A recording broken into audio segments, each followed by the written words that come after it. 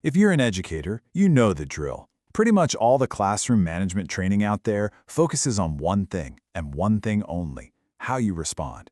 It's always about what you're supposed to do after the problem has already kicked off. Right? We're trained to ask these questions. Okay, what's the script? What's the perfect line to say when kids are talking out of turn? And what about when they're just gone?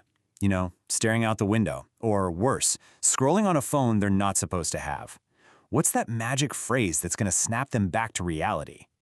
And then there's the big one. When the whole lesson just completely derails, what's the emergency plan? We're basically taught to live in this constant state of reaction, just waiting for the next fire to put out. But here's the thing, and it's a quiet truth that no one really says out loud. If your whole day feels like a series of reactions, it's actually not about your responses. Nope, the problem started way, way before that. It means your classroom system itself is working against you. So the alternative to always reacting is, you guessed it, being proactive. See, real effective classroom management doesn't start when a student acts out. It starts with design. And when I say design, I'm not talking about picking out cute posters for the wall. I'm talking about intentionally building an environment where the right thing to do is also the easiest thing to do. It's about engineering a space that cuts down on confusion and anxiety before they even have a chance to bubble up into those behaviors we're always trying to manage. And this isn't some abstract pie-in-the-sky theory. We're talking about really simple structural stuff. Like, how do students walk in the door? Is it just a chaotic flood, or is there a clear, calm procedure?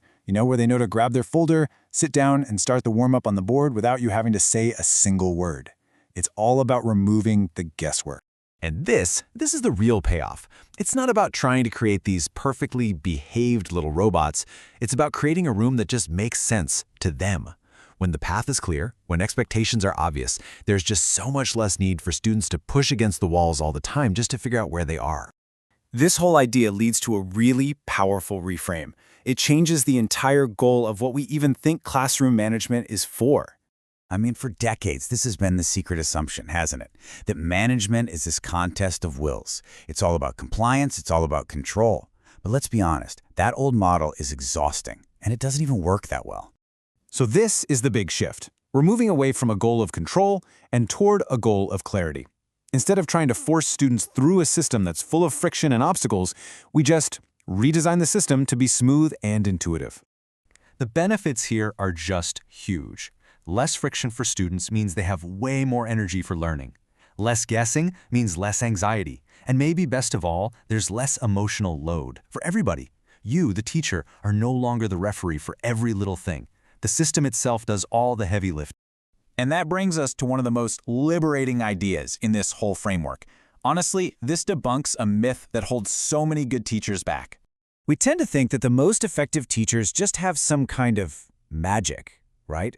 That they're funnier, or maybe they're just stricter, or they just have this big magnetic personality.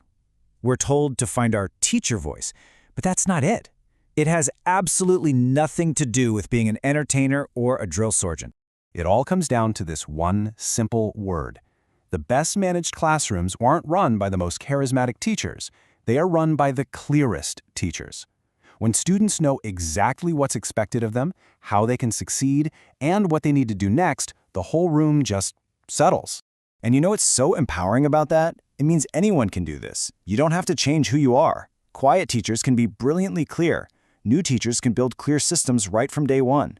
And for the tired teachers out there, and let's be real, that's all of us at some point, a good system works for you, so you don't have to burn yourself out.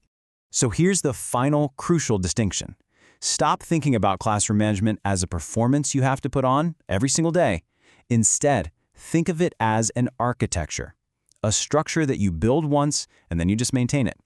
A good structure supports everyone inside of it. Okay, so let's bring all this together with something you can actually use. A new foundational question that should guide all of your thinking about your classroom from now on. First things first, we have to let go of the old question. This question, how do I fix this?